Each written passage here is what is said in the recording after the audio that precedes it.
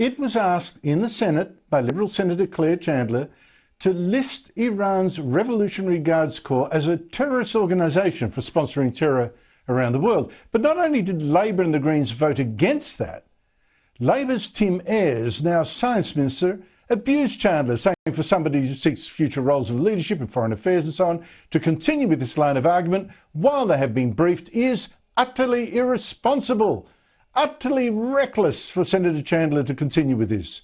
Joining me is Senator Claire Chandler. Look, Senator, thanks for your time. What do you say to Tim Ayres and the Albanese government now?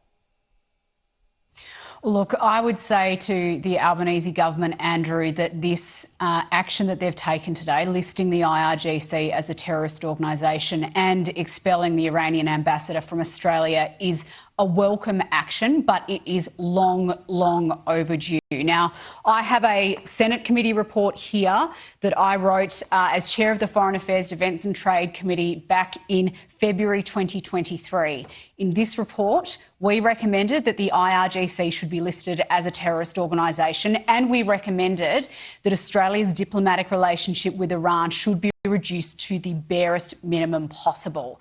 In October last year, the coalition said that it was time for the Iranian ambassador to be expelled from the country based on his praise at the time of the Hezbollah leader. Now, all of these actions that we've seen from the Albanese government today, is frankly too little too late.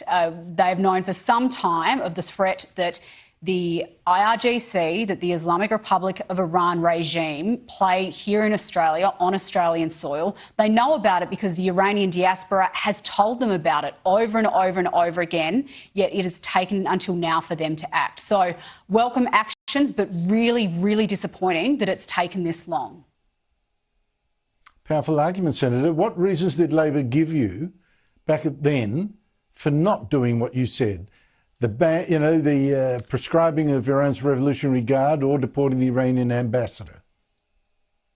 Well, it's a very interesting question, Andrew. So we know back in January 2023 that the Australian government was in the process of developing documents to list the IRGC as a terrorist organisation. We know that these documents exist because FOI has told us so, but we also know through Freedom of Information requests that those documents were apparently kiboshed at the last moment, and the government instead determined that it couldn't list the IRGC because it is the organ of a nation state. Now, the coalition at the time offered bipartisan support to the government to change whatever laws were possible to facilitate a listing of the IRGC terrorist organisation. We said, well, if you can't do it under current legislation, we will support you to change that legislation. Now, that offer wasn't taken up back in February 2023, like I say, in this report, and it's only now that we're seeing action. So I really have to ask the question, what has changed in the last couple of years that the Albanese government now has decided to do this? It's great that we have ASIO out in front of the cameras with the Prime Minister talking realistically about the threat that the IRI regime and the IRGC plays here in Australia, but the government has known about this for years and years.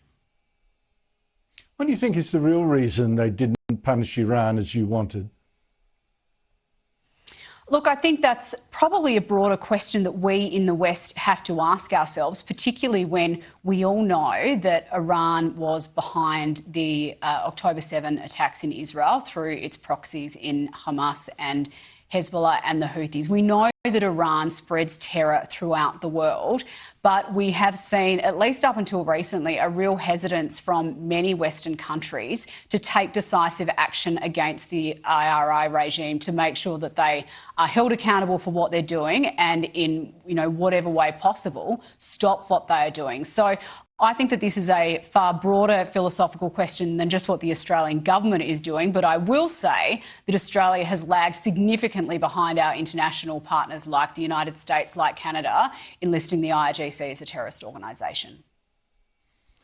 Well, I'll give a couple of possibilities. 800,000 Muslims in Australia, that's a lot of votes, and also an ideological dislike of Israel and this self-hatred in the elites of the West. I think there's three chewing points to start with in any future discussion about why this government hasn't done before what it finally was driven to do today. Claire Chandler, thank you so much for fighting so hard for so long, and, you know, you've been vindicated. Thank you.